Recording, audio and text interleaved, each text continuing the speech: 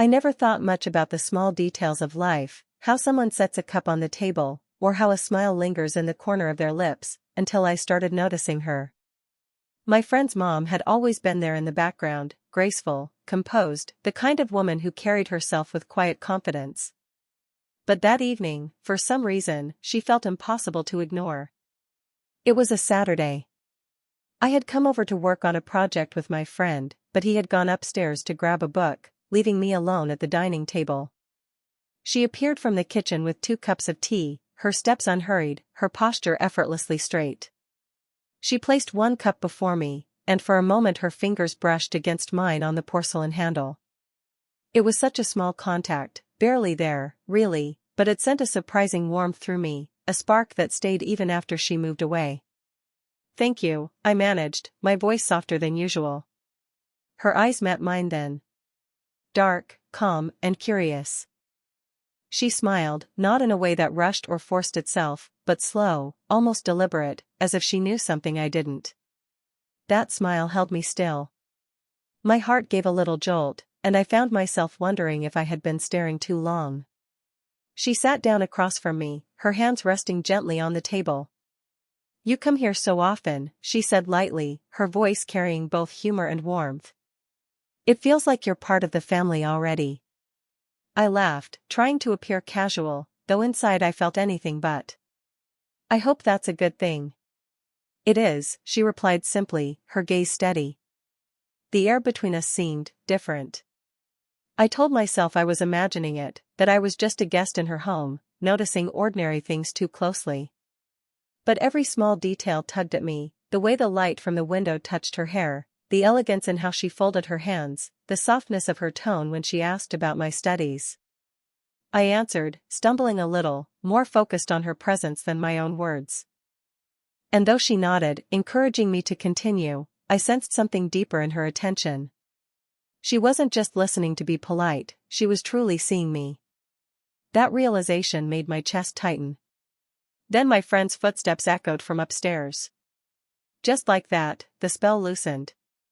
She leaned back slightly, a polite distance returning.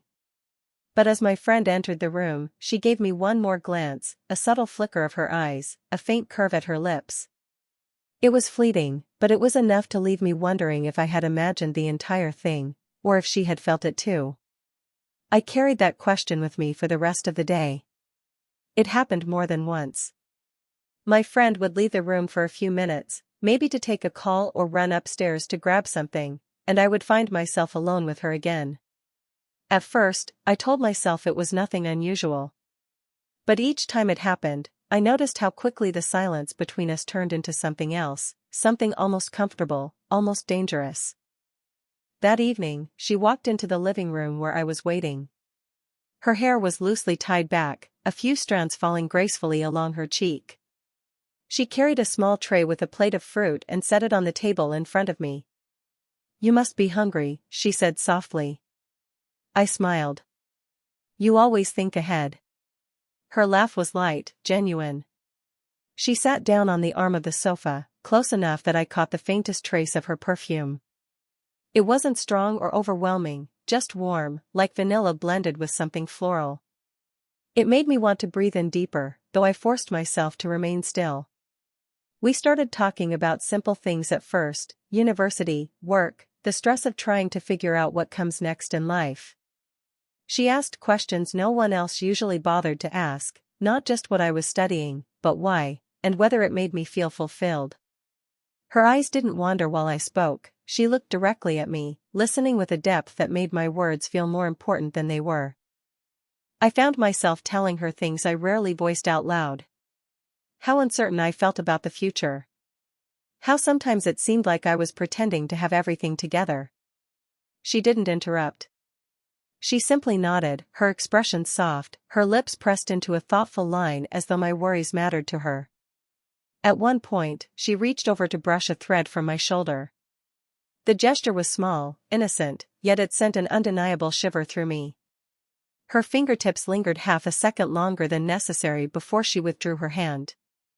I caught the movement in slow motion, the way she smiled faintly, almost apologetically, as though she had noticed it too. I tried to steady my voice. You always make things sound less overwhelming. That's because you make them sound honest, she replied gently. Most people are afraid to be that way. Her words sank into me, heavier than I expected. And the way she said them, low, calm, with the slightest tilt of her head, made me feel like she was looking past my age, past the surface, straight into who I really was. The front door creaked just then, and we both straightened instinctively. My friend's footsteps filled the hallway, and in an instant, the atmosphere shifted back to ordinary. But I couldn't unfeel the closeness, the way her voice had reached me.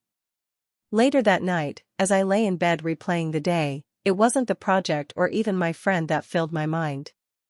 It was her quiet questions, her subtle smile, and the way a single touch could linger far longer than it should have. It was late in the afternoon, sunlight spilling through the curtains in soft golden streaks. My friend had stepped outside to take a call, leaving me and her alone again in the quiet living room. I told myself not to overthink it, that these moments meant nothing, but my heart seemed to have its own opinion, pounding just a little harder every time she was near. She sat beside me on the couch, not directly close, but close enough that I could feel the dip of the cushion shift with her weight. She tucked one leg under the other and rested her elbow on the armrest, turning slightly toward me. The faint rhythm of her bracelets clinking against her wrist filled the silence before she spoke. "You know," she said, her voice low, "you remind me of someone I knew when I was younger. Always lost in thought, like there's a whole world going on inside your head." I laughed softly, trying to cover how her words struck me. "Is that a good thing?" Her smile was slow, deliberate. "It can be, if you're brave enough to share it." Something in the way she said it made me forget my surroundings for a moment. My eyes lingered on her face longer than I intended, the graceful curve of her jaw, the faint line at the corner of her mouth when she smiled, the calm strength in her gaze. And then, before I could stop myself, my knee shifted just slightly, brushing against hers. The touch was so small, so accidental, yet it felt enormous. I froze, expecting her to pull away. But she didn't. She stayed perfectly still, her leg warm against mine, as if she had noticed and silently allowed it. I felt the air thicken around us. My throat tightened, and for a second I couldn't think of a single word to say. Then she tilted her head and looked at me, really looked, her eyes holding mine without hesitation. It was the kind of gaze that made time slow down, the kind that asked questions without needing to speak them aloud. "I can see you thinking again," she teased softly, but her voice carried a different weight now. I smiled faintly, trying to steady myself. "Maybe I'm just noticing things." Her lips curved in a way that was almost knowing. And then, as if to test me, she reached for the remote on the coffee table. Her hand moved across the space between us, and for a brief second, her fingers brushed the back of my hand. It wasn't deliberate, or maybe it was, but it set every nerve in my skin alight. Neither of us acknowledged it. She picked up the remote casually, pressing a button without even glancing at the screen. But the silence that followed was no longer casual. It was charged, heavy with all the words neither of us dared to say. When my friend returned a few minutes later, the space between us looked unchanged. But inside me, everything had shifted. I couldn't shake the warmth of her touch, the way her eyes had lingered, the quiet electricity that seemed to hum between us now. And for the first time I began to wonder if she felt it too. It was one of those evenings where time seemed to slow down.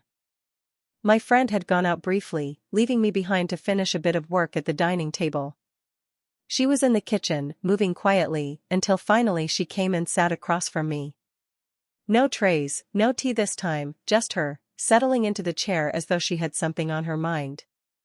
I looked up from my notes, sensing the shift. Her expression was softer than usual, but there was a heaviness in her eyes, like she was carrying something she rarely let anyone see. "You work so hard," she said gently, her voice almost a whisper. "But, do you ever feel tired of pretending you've got it all figured out?" The question caught me off guard. For a second, I didn't know how to answer. And then I noticed the way her fingers were loosely interlaced on the table, her thumb tracing small, distracted circles across her palm. She wasn't just asking about me, she was speaking about herself too. I closed my notebook slowly. All the time, I admitted.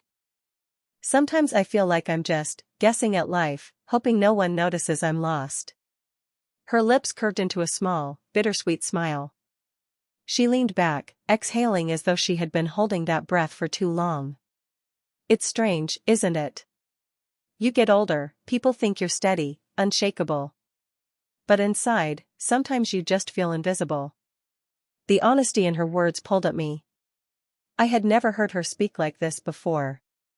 She wasn't the poised, graceful woman who moved effortlessly around her home, she was simply human, vulnerable, quietly longing to be understood. Without thinking, I reached across the table, resting my hand lightly over hers. Her skin was warm, soft, trembling just faintly. She didn't pull away. Instead, she let out a breath that seemed to ease something inside her. Her eyes met mine, glistening in the dim light. "You're kind," she said softly. "Kinder than most people I've known in years." I didn't know what to say. Words felt too small, too clumsy. So I just stayed there, my hand covering hers, letting the silence hold us. And then, slowly, she rose from her chair and stepped around the table toward me. Before I could stand, she leaned down, her arms slipping gently around my shoulders. My breath caught as her cheek rested lightly against my chest. I froze for a moment, afraid to move, then slowly lifted my arms to hold her. The world outside seemed to vanish, the only sound was the faint rhythm of her breathing against me, uneven at first, then settling into calm. Her embrace wasn't rushed, wasn't desperate. It was tender, grounding, as though she was letting herself rest in someone else's steadiness for the first time in a long while. When she finally pulled back, her hands lingered on my shoulders. She gave me a faint, fragile smile, her voice barely audible. "Thank you, for listening." And just like that, the moment passed. But I knew something between us had quietly, irrevocably changed. The days that followed carried an unspoken change between us. Nothing had been said out loud, yet every glance, every pause, felt heavier than before. I told myself I was imagining it, that the hug had been nothing more than comfort, but the truth was impossible to ignore. One evening, I stayed later than usual. My friend had gone upstairs, claiming he'd be a while, and I found myself lingering in the living room. She was there too, sitting on the opposite end of the sofa, her legs tucked beneath her, her posture relaxed but her eyes quietly alert. We talked about little things at first, music, a film she wanted to see, how quickly time seemed to be passing. But beneath her words, I sensed something else, a careful testing of boundaries.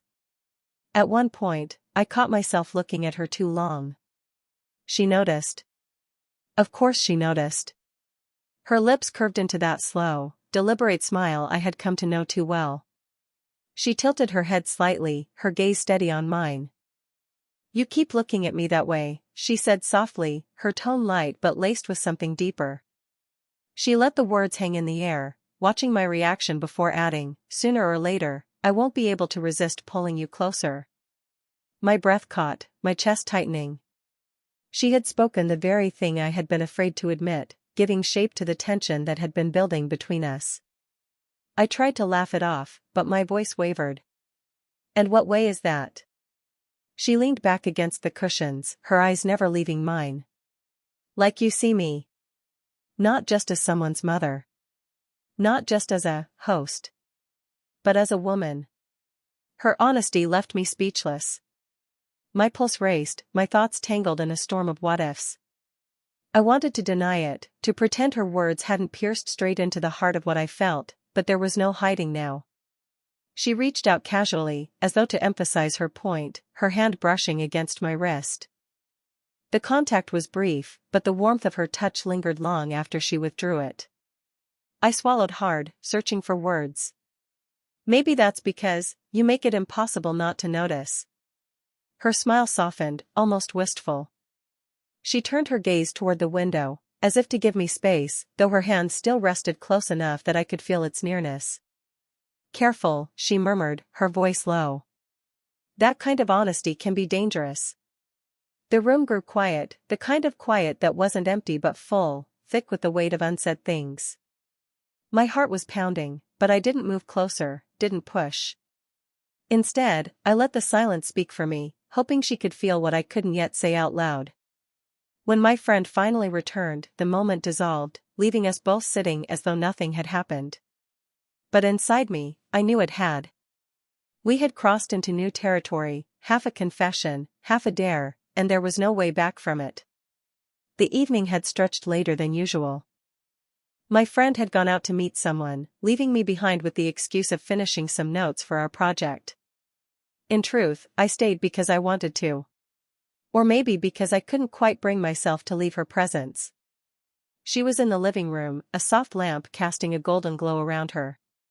She wasn't dressed up, just a loose sweater and jeans, but something about the simplicity made her seem even more beautiful. She had tucked one leg beneath her, a book open in her hands, though her eyes weren't moving across the page. When I walked in, she glanced up and smiled faintly, the kind of smile that didn't announce itself but quietly pulled you in.